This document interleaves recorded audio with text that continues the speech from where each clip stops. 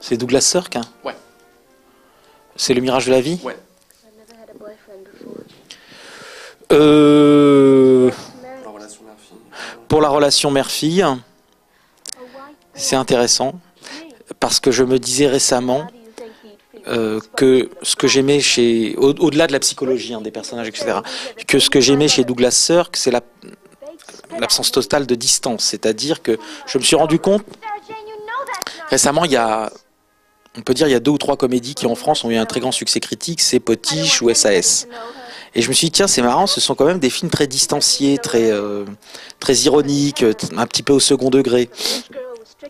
Et je me suis rendu compte que c'est quelque chose que j'avais énormément de mal à faire au cinéma. C'est-à-dire que moi, j'aborde le genre totalement, si vous voulez. J'aborde le genre d'une façon entière, quel qu'il soit, le polar ou la comédie.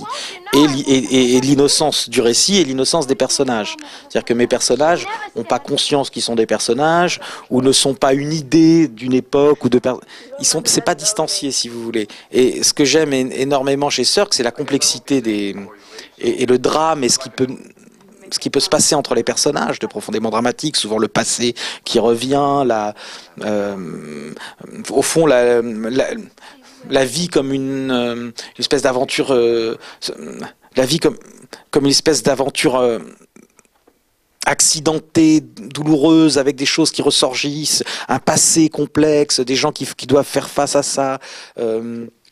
Parfois aussi une façon d'appréhender le réel et la sociologie ou la politique du moment est extrêmement poétique et dramatique, et c'est la fiction pure, si vous voulez, et c'est ça que j'aime énormément, et c'est ça qui me bouleverse. Après, il y a, je trouve très souvent des mises en scène comme ça extrêmement comment dirais-je,